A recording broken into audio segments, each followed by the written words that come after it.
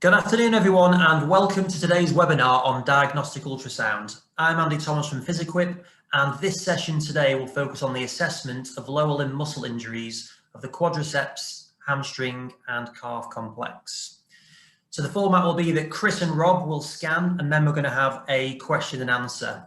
So if you want to ask any questions, then please put it in the Q&A section on the screen. If you do have any issues with hearing or seeing anything, then please let me know and we'll address it there. So the speakers today, regular speaker, we've got Chris Myers and Rob Louse from the Sports Medicine Ultrasound Group, which is the premier musculoskeletal ultrasound education platform in the UK. And we're going to get straight into it. So Chris is going to start us off with the soleus and the Achilles. So Chris, welcome, and over to you. Everybody, my name is Chris Myers, as Andy said. The first session we're going to look at is going to look at the calf complex. So we're going to be scanning the gastroc and soleus. I'm going to do a quick presentation on that to start with, and then we're going to look through the Achilles, and we're going to look through all of the structures, or most of the structures in the calf complex. If you've got any questions, as Andy said, then just pop them onto the webinar, and we'll try and answer them.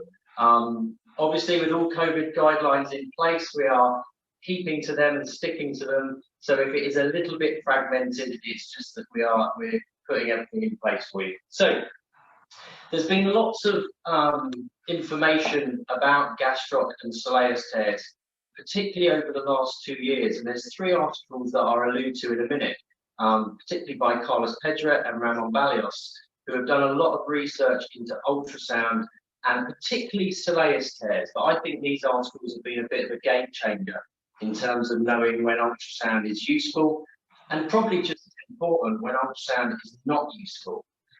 So one thing that I would certainly take from those articles is that for somebody to have a significant soleus tear that could result in a significant period off sport or running or whatever they want to do, there doesn't have to be that specific incident.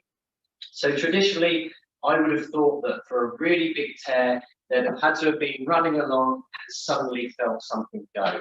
Now, if they do feel that, it could be the Achilles, it could be plantaris, or it could be a medial gastroc tear. Those are the 3 things I would immediately think of. I wouldn't immediately think of soleus, but it could be a soleus injury.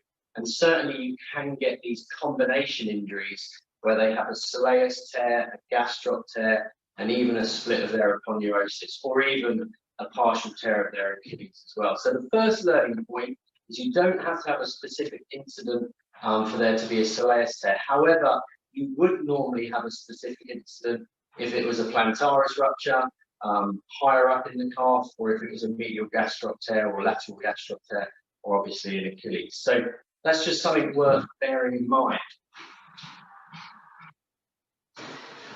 One thing that we need to bear in mind, and whenever you're learning diagnostic ultrasound, and for those guys that already do lots of scanning, your anatomy has to be top notch. So if your anatomy is not good, it's always worth going back to your anatomy books and just refreshing it and look at almost the minutiae of the anatomy. And actually, what the guys did with their soleus research is they did just go back to the anatomy books.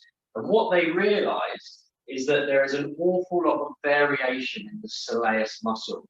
And there's lots of reasons here as to why the soleus may be difficult to pick up on ultrasound. One of the things that we will try and show you in the demonstration, however, is quite tricky because there is so much anatomical variation, and we've done the 3 of us in this room, and we've all got different anatomy in our soleus and quite marked differences as well. So we need to be aware of the variation, but I've certainly got better at looking at soleus tears by picturing particularly the 3 areas where the tendinous elements of the muscle is. So that is the central tendon, which is the sublarge tendon that goes down the middle, and also the medial and the lateral tendons, or some people will call them intramuscular tendons, and some people will call them the medial and lateral aponeurosis. It does vary depending on what article you see, but certainly in these articles they are referred to as the central tendon and then the medial aponeurosis and the lateral aponeurosis. And as I said, there's huge variation in this. So sometimes you don't have a central tendon. Sometimes you have a really long, wide one. Sometimes you have a tendon like we're going to see on Rob, where his central tendon is to be very lateral. And it's exactly the same for the medial and lateral aponeurosis, is that sometimes you don't have them, sometimes you have a very long one. And actually on ultrasound, because of that variation, it can be quite difficult. And that's maybe one of the reasons why we don't always see them very clearly. If you want to read 3 articles, these are the 3 articles that I think have been a real game changer, for particularly for soleus tears for us over the last few years. The one that I'm going to draw your attention to is the middle one, which again has really changed our practice. Is that essentially around 30% of tears, and this is in the hands of experts who have 10 years plus of ultrasound experience, and they're also scanning on £80,000 machines. Now, if you don't have an £80,000 machine and you're not as good as these 2 guys, you're probably not going to get anywhere near there. So you have to be aware that ultrasound will only see around 30% of the tears that you'll see in the soleus muscle. So what does that mean for us clinically? Well, it definitely means that we have to hang our hat, like we should always do on our clinical assessment. So actually, if you don't see a tear on ultrasound of the soleus, you certainly can't rule it out. If I don't see a tear and I'm suspicious, you do need to get an MRI. And we do need to know this information, because particularly in the sporting population, it can have a massive impact on return to play. It can actually double your return to play time. And often it's those injuries that a patient doesn't actually feel an incident, or doesn't have an incident and feels a tear. So they haven't had an incident, they walk in without a limp, and we're thinking, well, they're probably doing okay. But actually, those are the ones that can be the worst injuries, because that could be a central tear of the soleus tendon, which has a long return to play. So I highly recommend that you read these. So the take home is you can't rule out a soleus tear on ultrasound. If you see it and you're confident, you can rule it in, okay? The good news is that ultrasound is very good at looking at gastroc tears and looking at aponeurosis tears, and obviously the Achilles itself. But just be aware, and often the gastroc tears are the ones where the patient does have a specific incident. So if you see a gastroc tear, that's great, you can rule it in. If you don't see a gastroc tear, potentially you can rule it out, because it is quite sensitive for picking these up. Certainly, obviously, things like machine, how good your machine is and how good you are as an operator have a big influence on that. But generally, you should be able to see a gastroc tear. Now, the other thing to bear in mind is you may see a gastroc tear and feel really confident that you've seen it, but actually sometimes you have a dual injury and you have a soleus tear. So sometimes, although you've seen the gastroc injury, you need to consider there may be a deeper injury, and actually it's that injury that may take longer to return to play.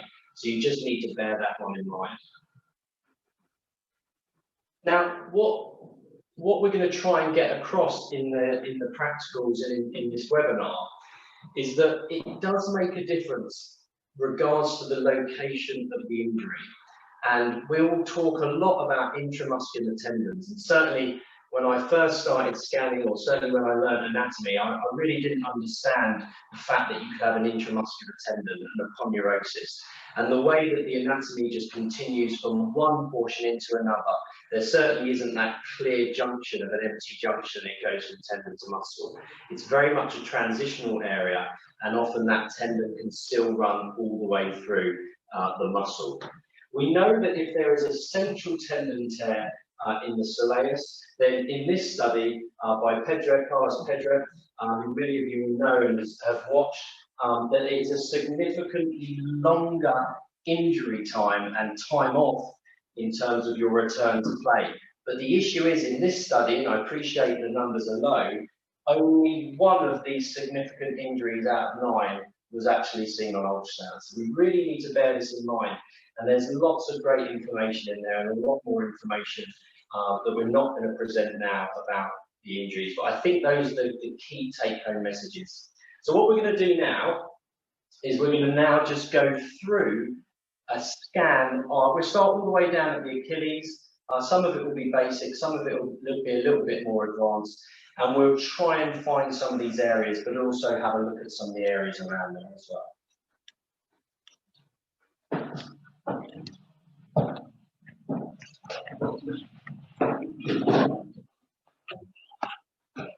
Okay, so I often will scan my patients in this position with the foot nice and relaxed. Sometimes I have a pillow underneath, but this allows me just to manipulate the foot, manipulate the big toe when I'm starting to have a look down. So what we'll do, I normally start in longitudinal section. If you guys can't see the screen when Dom zooms in, then just let Andy know and we can adjust it.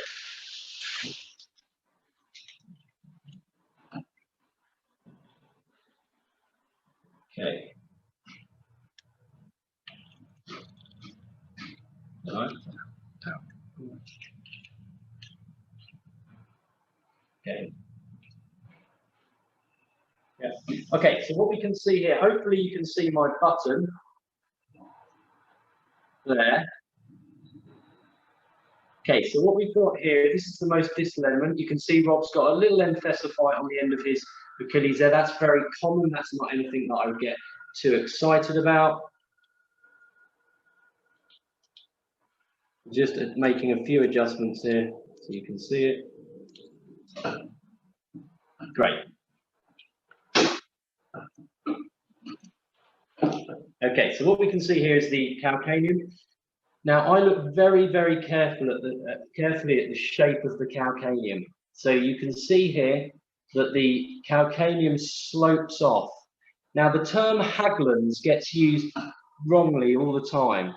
So a Haglunds, or certainly something that I would look for on ultrasound, is to look at the shape of this bone. Okay, so it should be a hill. It should be down sloping.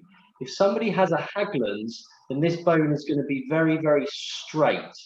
And obviously, if that is straight, then you've got more potential for compression on the ventral, on the deep surface of the Achilles. So here we can see the enthesis, which looks nice on Rob.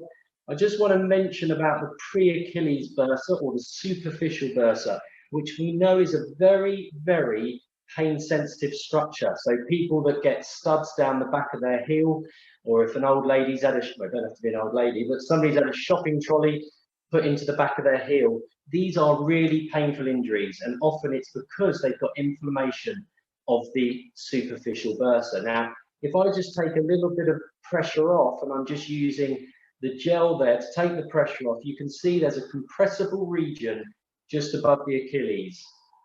And that area is the potential space for the superficial bursa. The next bursa is the deep bursa. Now the deep bursa sits in between, you can see a little darker patch here, which sits in between the Kager's fat pad, which is this nice bright area. Fat is always bright, and it sits between there and the Achilles. So it's actually that little region in there. And obviously if you have a normal bursa, again, it's just a potential space. So you're not going to see any fluid in there.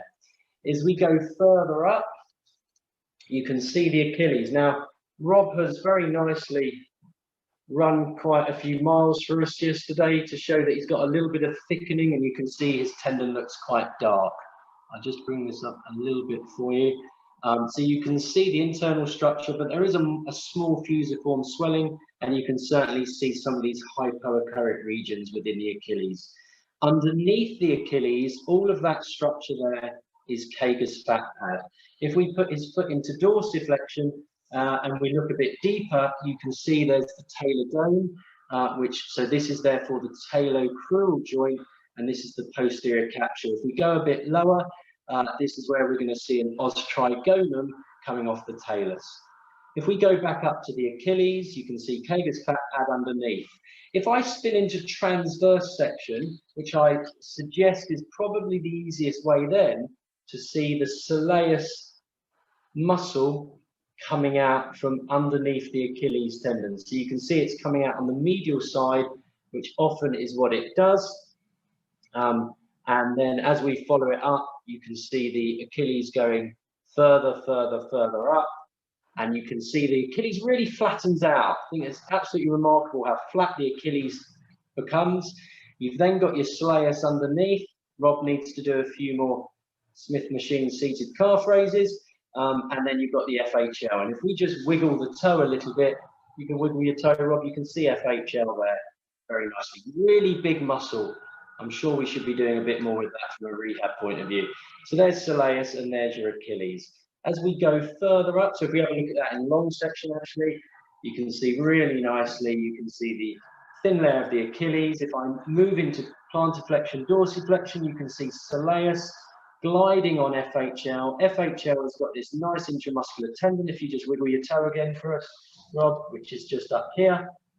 And so you can see the different layers. As we go a bit further up the leg, so we're just coming up to where you would come into your musculotendinous junction. So you can see here, we've got the medial gastroc. And again, Rob at some point in his life probably injured his aponeurosis, particularly if we go into transverse. You can see there's some thick areas, particularly on this medial side here. So this is the medial gastroc. This is soleus, and down here is FHL. So if we just have a little look here, you can see there's the aponeurosis. And if I spin on exactly that bit, then we can see that this is often what we see after an aponeurotic tear or a tennis leg, as we call it. You can see the scarring up, and you see that beautifully on ultrasound. The aponeurotic injuries are really nicely seen on ultrasound, and so are injuries of the medial gastroc.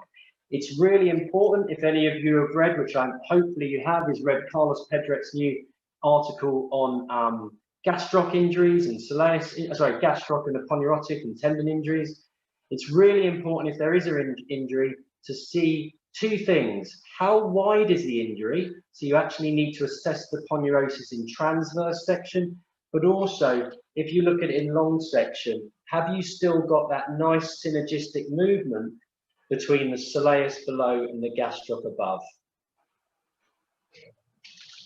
So if we just go back here now, we did try and find Rob's plantaris earlier, and we believe we found it. So the way I always try and find it is I just look for a little pinhead. So you can see he's got a little pinhead there. If Dom just zooms in, you can see there, and I'll show you mine in a minute, which is a little bit more impressive. And also, now we talked about the aponeurosis in the soleus, and they are quite tough to find, but that's your medial aponeurosis of your soleus there. So that's an area to carefully assess. And I said earlier that Rob's central tendon is quite lateral, so you can see his central tendon there. Now, these are the ones not to miss. And they're the ones that don't limp in, so you can miss them clinically. And then as we go here, you can also see, I believe Rob's just got a little lateral aponeurosis. Actually, he's got quite a long aponeurosis coming across there. So that's that hypoechoic region. I'm not sure if you can see it too clearly on there. So that just takes us through a general scan of the calf. Another area that you can see nicely is the sural nerve, which we're probably going to lose resolution there. But the sural nerve goes on top there of the Achilles tendon. Okay, it's just so it's a very superficial nerve, as you can see it really nicely in the fascial plane there. But I think we're losing things a bit there on the imaging. So that's just running through. I'm just going to show you another example. Dom's just going to keep it on there. So I'm just going to show you how I would find the plantaris tendon a little bit clearer. So what I would always do to find plantaris. Now remember, everybody's got a plantaris, but I think one study showed that there's about 11 different ways it can go. But certainly if a patient has, certainly if they feel something pop, then it could be that they've ruptured their plantaris. I've seen a few of them, or obviously their Achilles. But at the same time, and I'm just going to show it to you now, or obviously it could be the medial gastroc if they get a pop. So it's worth assessing the whole thing. So just what I always do is I find where the medial gastroc comes off there. Now, if you ever see a double line like that, that is the aponeurosis there, and that is a longitudinal section of plantaris. It's like a double track line, excuse me. If I go in transverse, can you see there? it looks like a pinhead, and you can follow that all the way down. It will move medial onto the medial aspect of the Achilles, and you can just see it here. Because I'm scanning myself, I don't know how this will go, but you can see it going there, you can see it going there, still see it there, and you can follow it all the way down medially. If we go back up, I just want to show you again another example of those soleus aponeurosis. So that's the plantaris there, okay? If we then go to my soleus, the way I would always do this, as I've already shown you, is I would go to the Achilles tendon, which is this nice flat band. I would then come up and I see the soleus coming out of here. So as I go down, and then I'm looking for a thick fascial band coming off the middle of the Achilles. And there you can see it.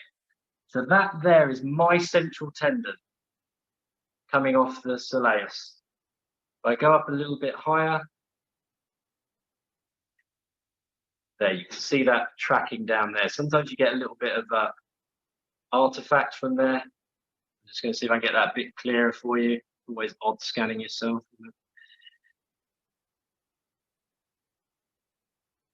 There we go. That's a better picture. So that's my central tendon.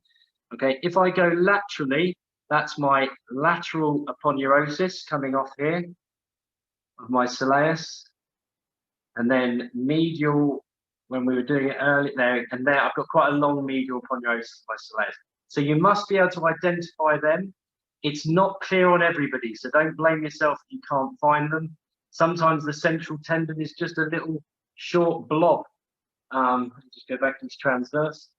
Sometimes it's just a little short blob coming off here, but you do want to look carefully for injuries around there, because those are the ones that can be very problematic. So that just gives you a rundown of the Achilles and also the calf complex. What we're going to move on, we're going to take a couple of questions just while Rob's setting up. Rob's just going to set up, and then he's going to go through a similar principle for the rectus femoris muscle. Thanks, Chris. So, question first. So, when would you say the optimal time to carry out a scan of a muscle tear would be? Say that again, Andy. So, when would you say the optimal time to carry out a scan of a tear would be? On ultrasound? Yes. Yeah, it's a good question. What springs to mind is the one that I missed. We always learn from our mistakes. Luckily, it wasn't worth too much money. So I scanned a gastroc tear very quickly, almost within 12 hours of the injury.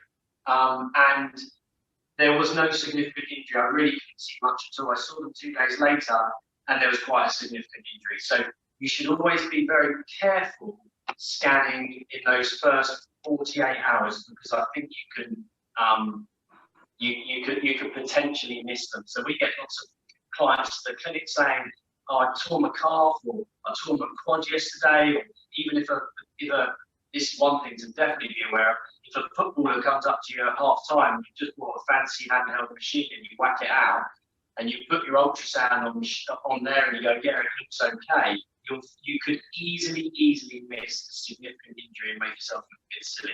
So I would be very careful imaging on ultrasound within 48 hours. And that's because as the injury develops, it matures, hematoma is organised, or hematomas become more obvious, then you're more likely to see the injury. I think it's probably similar on MRI, but they probably do scan a little bit earlier on MRI. But certainly on ultrasound, I'll be very wary for the first 48 hours, because you can get caught out. You can get caught out.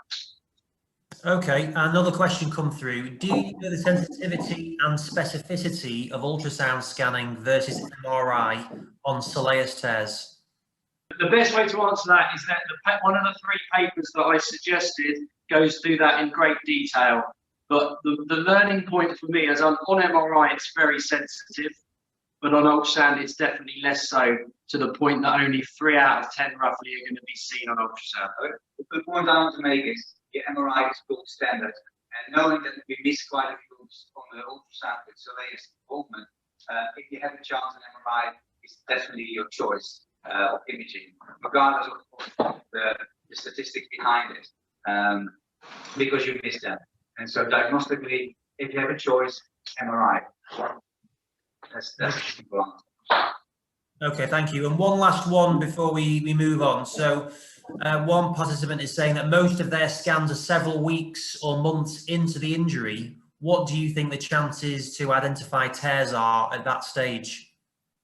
What are the, sorry, repeat again, sorry.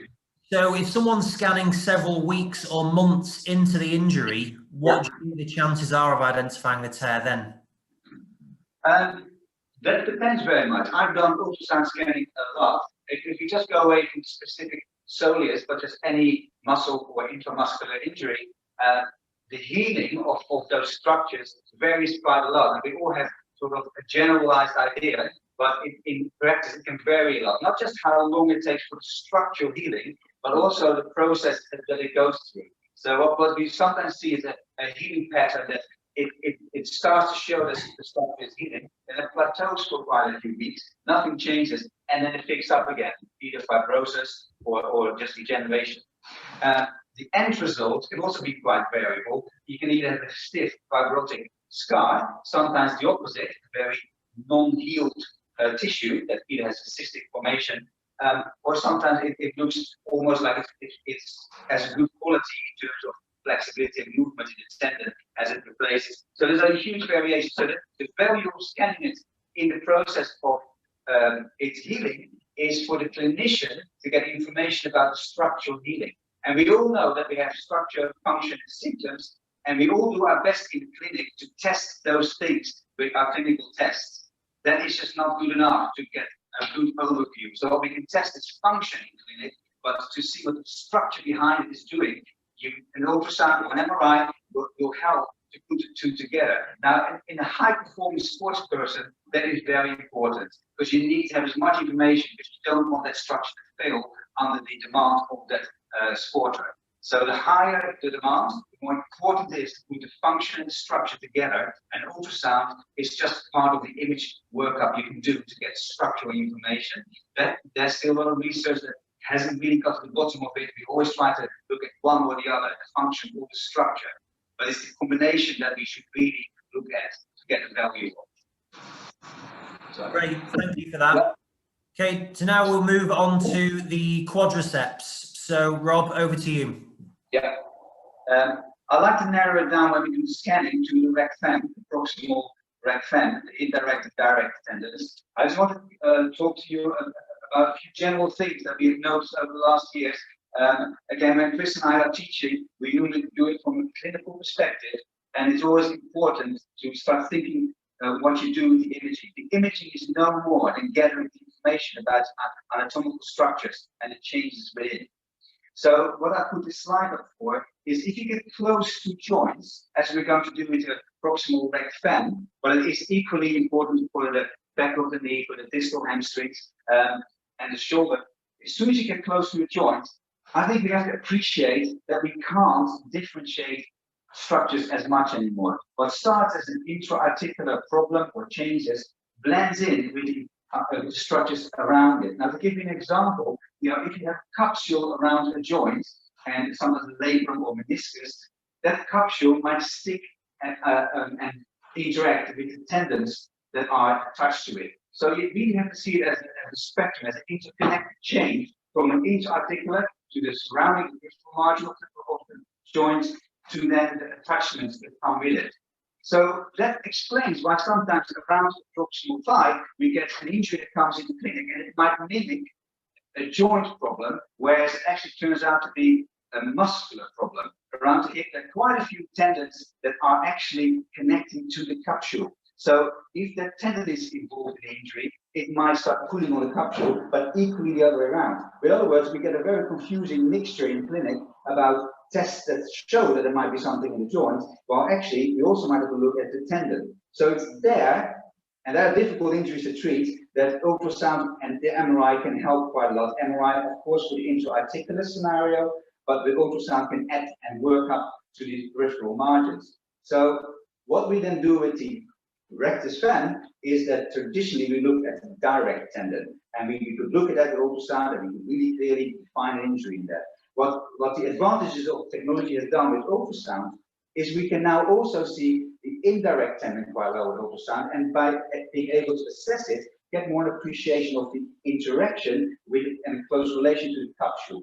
And so there are also some other muscles around the hip where we can have the same discussion about that. So it is an example, but it also gives us a bit more insight. What you do as a clinician with the information, that's the next step, and that's the exciting bit. So do not make it simple, just make it look, have a good look at the interaction between tendon, capsule, and joint if you're close to a joint.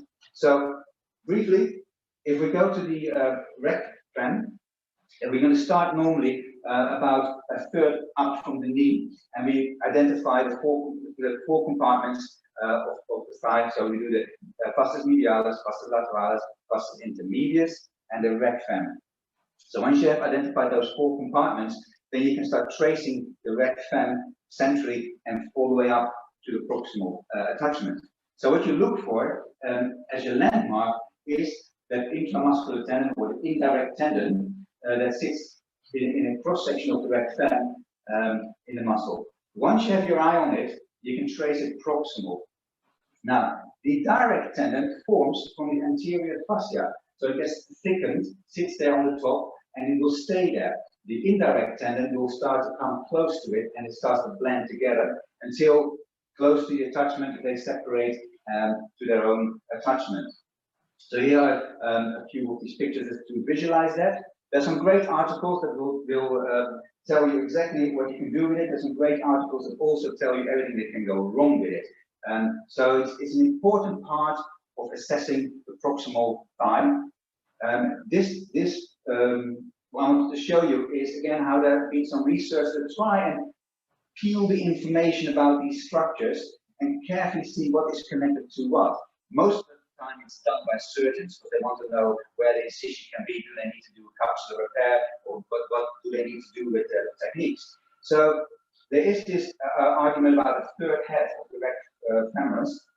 It's considered to be a capsular part, and it's in a different angle than the indirect tendon. For now, we're not going to scan that.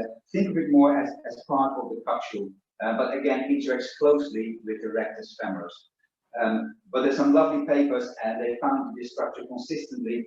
So again, it's an interesting anatomy, but it's not easy to find an ultrasound. Just think of it as a connection between the tendon and the capsule. And as it happens, also very close relation to the glute minimus. I think we should pay a bit more attention to the glute minimus. Okay? And so, so once more, we're going to go from the middle of the thigh, anterior bit. We identify the landmark, the indirect tendon, and bear in mind that the anterior fascia is the direct tendon. We trace it up proximally, and we see the tendon sort of come together and form. And then we're going to go first and trace it all the way to its attachment on the AIIS. That's for the direct tendon. What we then do is show you a technique of how to visualize the indirect tendon, but I'll probably do that live. So that's how we're going to show you in a minute. Okay, can I just do one more thing before we do? Because I will forget at the end. This one. Okay, so this is an example where you can differentiate a little bit between direct tendon injury, indirect tendon injury. This is on the left side, a longitudinal aspect of a good tendon, the uninjured side. This is the same patient with much thickened tendon here, the direct tendon as it touches on the AIS. So it's not an acute tear, it's just a big, thick tendon. It's an old injury at this stage.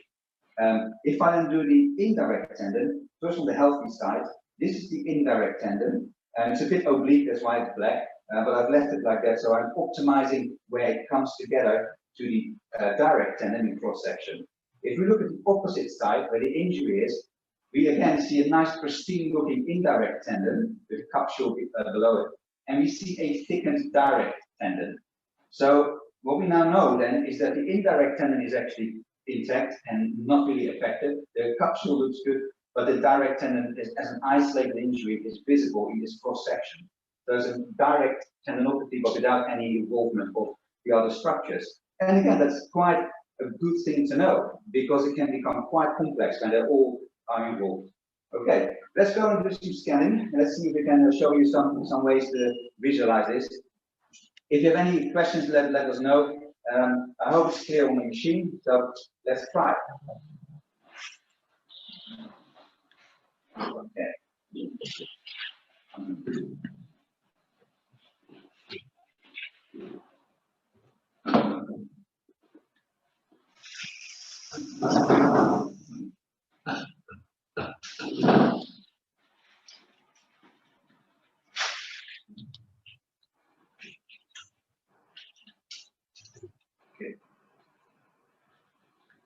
No.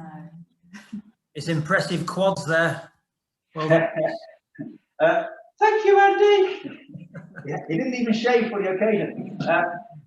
A note on the probe. This is a very nice probe. It's not so wide. Some of these big radiology probes are much wider. And although that gives you a bigger window, so it's nice to have a landscape view, it can be quite difficult to maneuver in big muscles. So having a smaller footprint is actually really quite nice in this case.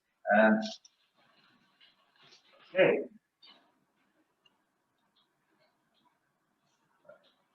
So we're going to go down towards the knee first to identify the 4 compartments. The medial side is on the right side and the lateral side is on the left side. Okay. So the bone for reference is at the bottom, cross section of the femur. What wraps around it is the vastus intermedius.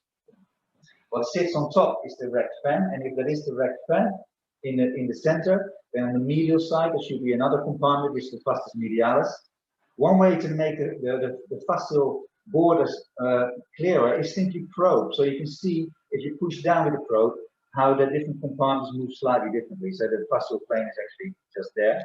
So then we go back to the middle, and then we should see on the lateral side the lateral compartment there with its border just there. Now if we go up a little bit more, we do it once more, we get a bit bigger. Medial compartment, central compartment, lateral compartment, and then vastus intermedius underneath. So now we have done that, and we've got all our markers. We're going to focus on the rectus fen. So I'm going to put it in the middle of our screen. I'm going to make it a little bit bigger. And then we're going to slowly move upwards, approximately. And we're looking for the intramuscular tendon or the indirect tendon as it will start to come up. Okay, now as you can see, it starts to look here because it's an oblique structure. One good tip is try to get this a bit more aligned with your probe, and it starts to show much better. And that means you have to put the probe pointed down a little bit to make it flat. And that's quite nice, and it's quite important because if you do it in this setting where you can't see it, how are you going to make a call on any injuries around this area, which is a very common area? So flatten it out helps, and you can see the tendon much better. Because when the tendon is involved in the injury, that's when we're in trouble. So you don't want to miss that out. Sometimes it can be just the muscles attached to it, or a combination of the tendon and the muscle. So really make yourself comfortable with moving the probe. And this is the tendon. So once you have your eye on it and you have closely looked at it, you just follow it up proximally. Keep it nicely in the middle. You can stop at any stage, maneuver around, make it look, investigate it around the whole area. We're going to follow it up. Slowly this tendon will get more superficial and it will start to go into the corner. Here it comes into the corner here. So here's the tendon again. And I'm going to make it a little deeper. So we're going to make it a little bit more into the corner there.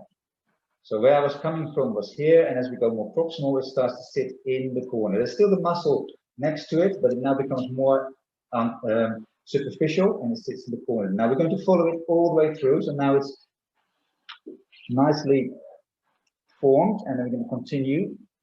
So this here is a combination of the indirect and the direct coming together.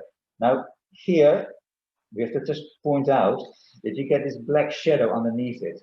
And that black shadow is a reflection from the indirect tendon. We're going to ignore that for the moment because we're going to trace the tendon itself to the attachment on the AIIS, which is coming up here. So you just keep going until you find the nice attachment on it. Okay. Now once you have that, you can spin on it. And you look for, as with any attachment, you look for bony irregularities, any avulsions, thickening of the tendon. If the tendon is really ruptured, you often find it retracts. And then we can follow it. I'll just hold it closely. Hold on. Let me just get it a bit closer. There. You can follow it sort of up to the distal pipe there, and it becomes the anterior or superficial fascia there, so that it goes into that. So you can take your time, do it slowly, follow it back again to the attachment, and then you're back on the bone, coming up there. Also, have a look deeper down. You can see the joint. This is the hip joint and the capsule on top. And again, as I was saying, the close relationship between the proximal tendon and the joint is more than we appreciate, I think. But you can have a look at that and see if there's any changes in that. And now we go back to the top. So where we were here, we're going to go in cross section. And now we're going to drop off. And so now we're back in that area, just when we go distally from the bone, where you get a darker shadow. And it's there that we need to try and see if we can find a good picture on the indirect tendon. So to do that, we push down with the lateral side, and then we just try to flatten it out as much as we can. You can see it looks dark here on the left bottom. That's because it's still a bit oblique. So the more I can line it up, the better we can see the fibers. So what we now have is a picture where we get the indirect tendon where the cursor is, and we can trace it a little bit up, and then the capsule is underneath it at the bottom there. That's the indirect tendon. Rob, could you just show us your probe, the position now, please? Yeah. You okay with that?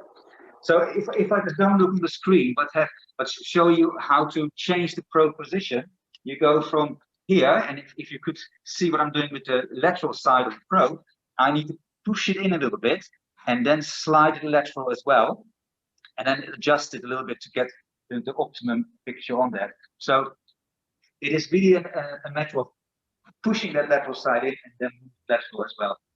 Take your time on it, and it is of course important to just screen through it. Okay, so that's the way to find it. And with machines like this, it's quite good. You can see nice detail. Okay. Okay. Any more questions, Andy? Yeah, we do. So straight into it, in terms of frequency, what would you suggest for the quadriceps? As with any structure, you need to get it as high as you can get away with without being too superficial. If you go quite low, and low being, if you go lower than 7.5 megahertz, you already start to see less detail. So with this structure, when we are doing proximal scanning, it's about 2.5 centimeters down. So it is not the most difficult one to do. So you can probably get away with 7.5 or higher. You don't really want to drop the frequency unnecessarily. If you go really into the middle of the thigh and you talk about 6 centimeters down, especially if you have a football player or a rugby player, you will have to drop the frequency. Most machines will adjust a little bit. If you adjust your depth, it will also adjust the frequency for you to optimize your picture. But the general rule is you normally try to minimize the drop in frequency, because it also will lose your detail. And again, it comes down to the machine and the operator to see what you can do to optimize that. In general terms, I must say that the MSK probes, as well as the ultrasound machines, have got a lot better over the last years, but they still need to do a better job, as we discussed with the soleus, but also the deep thigh, the adductors. Those deep structures are not easy to get a really good picture on with a normal MSK probe, and that includes a curved probe, because the curved probes do drop their frequency. So there's room for improvement.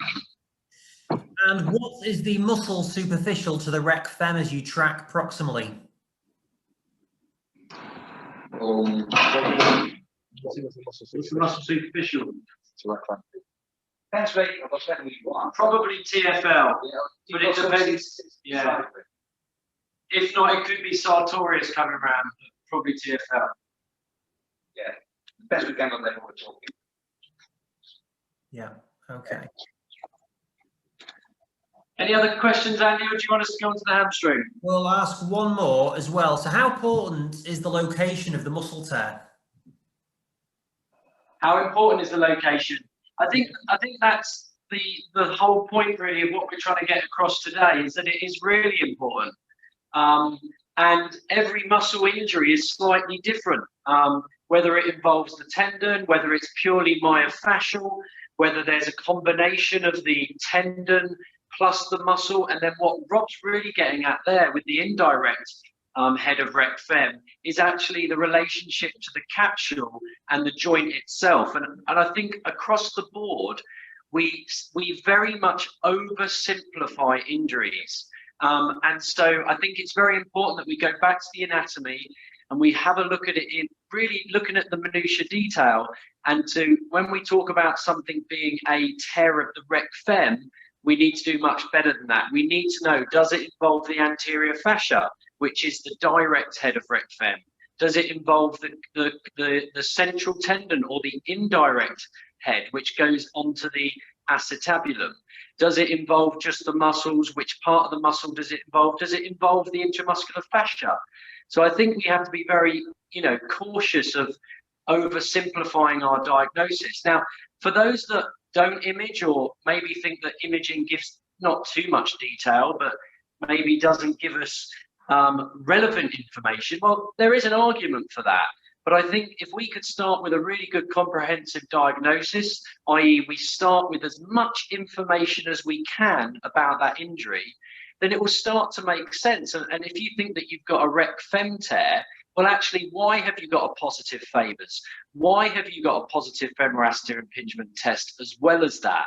So we need to take it to the next depth, because that is the bit that may prolong those injuries. And we've got to have those at the back of our head right from the beginning. And if things aren't going in the right direction, then it's really important to consider those things.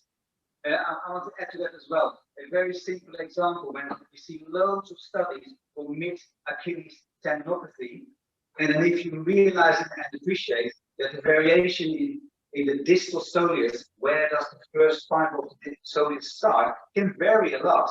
And a lot of people get diagnosed and treated for, and lovely rehab programs for mid-tendon Achilles tendinopathy, when in reality, the injury extends to the muscular tendinous junction with the soleus. Now that's a totally different kettle of fish. That is a muscle and a tendon interaction, no longer a mid-tendon problem. And it's a very simple anatomical feature that if you highlight it and you're aware of it and you know it from the beginning, your responsibility as a clinician is to take it to the next level and come up with a differentiation in your protocols, and not just treat mid-tendon tendinopathy when half the time it's a MTJ of the soleus. And that's an example in a very simplistic way why it's important that location is taken into account from the start. What you do with it, that is the challenge. And what we highlighted with the hip is that there's still a lot of challenges ahead of us. But if we ignore it or not even recognize, that is, I think, where we simplify and generalize too long and too much. Okay, we're going to go on to the hamstring, and Rob's going to take us through how to do the proximal hamstring. The key thing about the hamstring is that there's not many bones around there. So we've got to find soft tissue landmarks. And I think when you orientate yourself, and Rob will take us through that, it's really important to remember these landmarks that we teach people to ensure that not only you're on the right area, but also you know exactly which part of that muscle or tendon you're on. And do be aware the anatomy, as we've already sort of considered with the soleus, varies massively. So for example, at the proximal hamstring, you may have a very long tendon of semimembranosus, and the semimembranosus muscle may not actually start to a long way down the thigh, or in some people it could actually start right up at the ischium tuberosity. So when we're looking for our landmarks, Rob's going to go through it. This is the first thing we're going to look for, is that semimembranosus muscle belly, and look carefully at the shape of it. It's a triangle, so we need to find that triangle on ultrasound. We're also going to identify what we call the tadpole, which is the tendon of semimembranosus. It's a pretty cool bit of anatomy. Semimembranosus muscle belly is there. The tendon is all the way over there, not to be confused with the sciatic nerve. On top of the semimembranosus tendon, you've got the really big semitendinosus tendon, semitendinosus muscle belly, which starts very close to the ischial tuberosity. And that has an intramuscular tendon or a raphe, depending on which part of the world you're from, that runs through it. And that forms a lovely soft tissue landmark. And then we know we're on the biceps vein because we've got the sciatic nerve underneath it. And we also can then identify the conjoint tendon, which sits nicely in between the two muscles that feed into it, which is the semitendinosus and the biceps femoris. Because some of the people that we teach forget that this is not the sciatic nerve. So what we do is we teach everyone to start either on the lateral side or the medial side and follow the fascial plane so you know what structures you encounter and you never get it wrong. Especially when people have had injuries in the past and you get fibrosis, where it is not as clear what structure you're looking at. So we start on the medial side and we'll trace it up from there.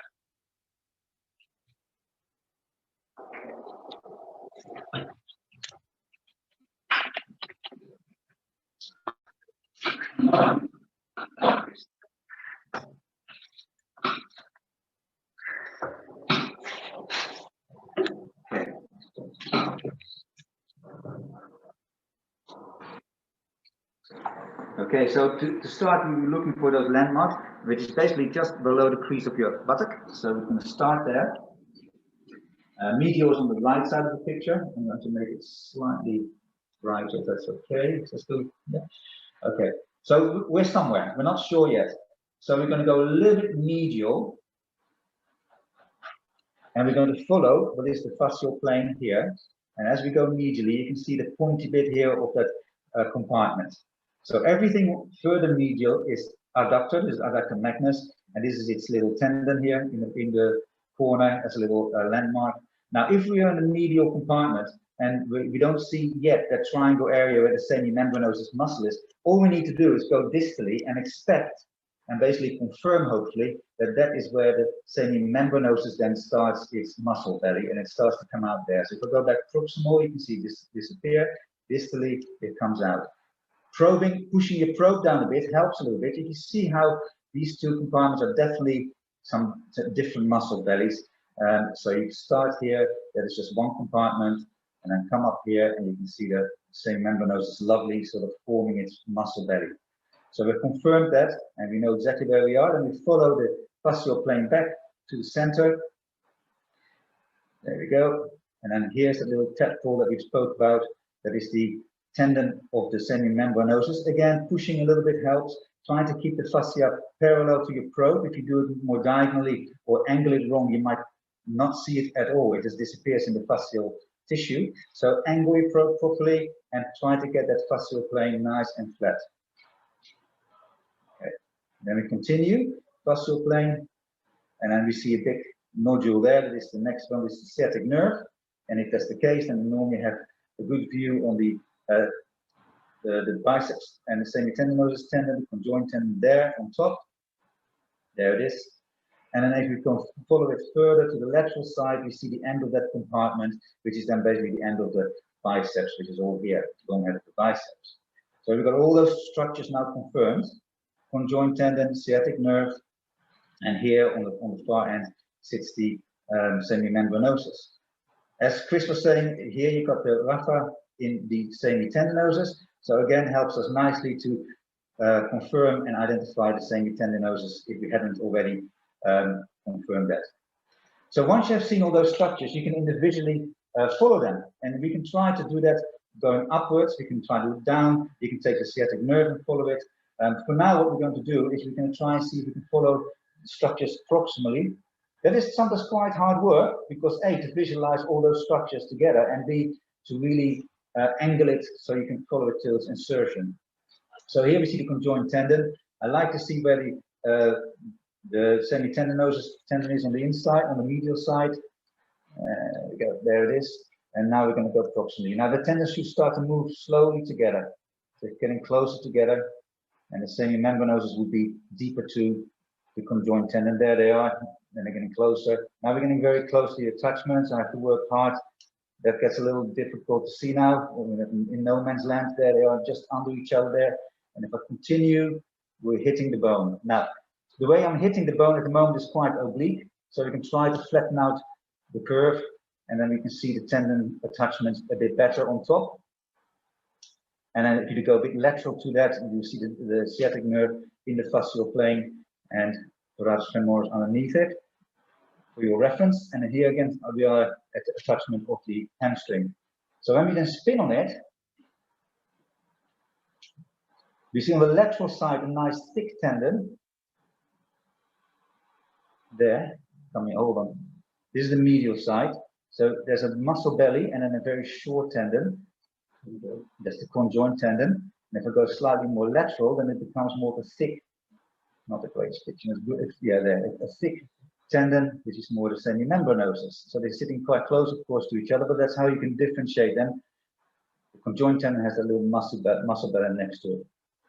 So we can do it that way and get a good view on it. It's hard work. It's still sometimes necessary to look in the MRI scan because a lot of things can go on there at the attachment that go beyond what an ultrasound can pick up.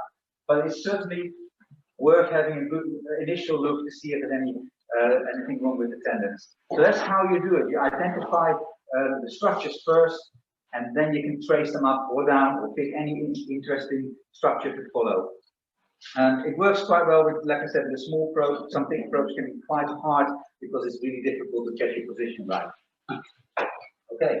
The other thing just to mention, we zoom in on the presentation. Just the last tendon to consider is the adductor magnus. So we just zoom in on this for a second. You can see what we've identified is the triangle, which is the most medial. If you just follow that fascial plane along, then everything underneath there is adductor magnus. It is a huge muscle. The adductor magnus has a little tendon that you can follow all the way up to the medial aspect of the ischial tuberosity. So we often talk about three muscles going into the, three muscles, two tendons, the conjoint and the semimembranosus going into the ischial tuberosity.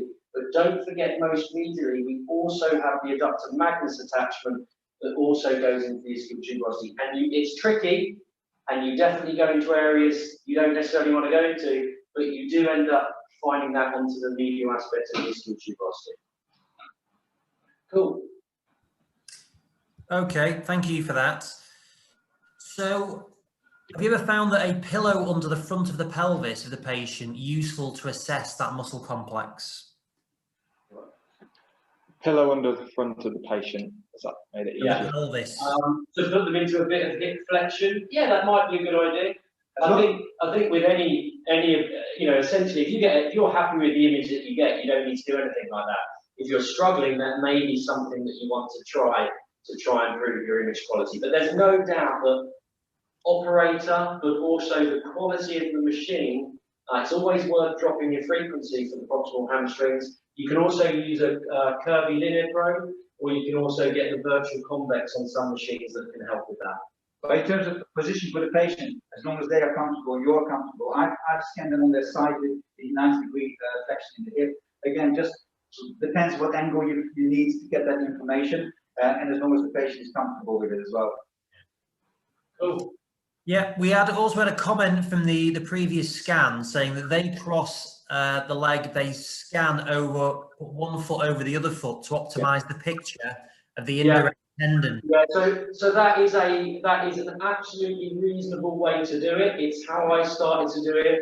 I think in 99% of cases it is completely not necessary.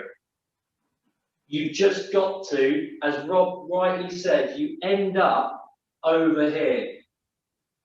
So if you're in neutral, you are very, very lateral.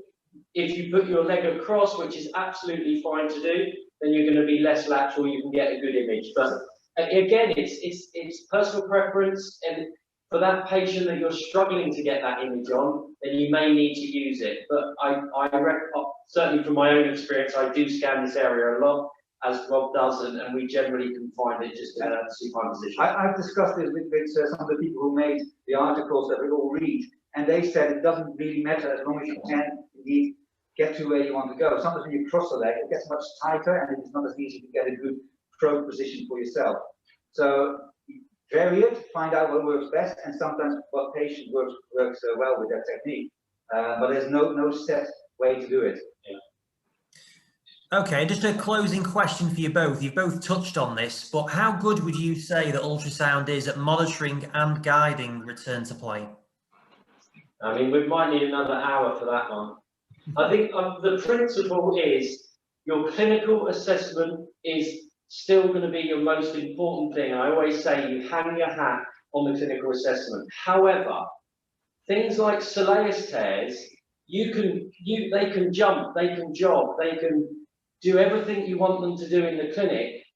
However, you look at it on ultrasound and it can still look a bit of a mess, and it's a really difficult thing to say or know, but often the ultrasound may slow me down with those patients despite them looking functionally okay, just because I know the risk is quite high, and it's the same when you have the tendon issues in the rec fem. The risk is slightly higher. So the other reason I use it for monitoring is if there's a hematoma. I will use it to potentially want to aspirate the hematoma, but I will use it to monitor the healing. And it sometimes correlates really nicely with your clinical assessment, and sometimes they're pushing on really quickly, but they still essentially have a hole in that aponeurosis or the muscle, and those are the ones you may decide to hold back. So I think in the future we're going to know a lot more about monitoring ultrasound. Whether it's going to be that they correlate or whether they're not, I'm not sure. But I as a physiotherapist, I see the role, not with all of my patients, but there's been a few patients where I'd say that role has been quite key.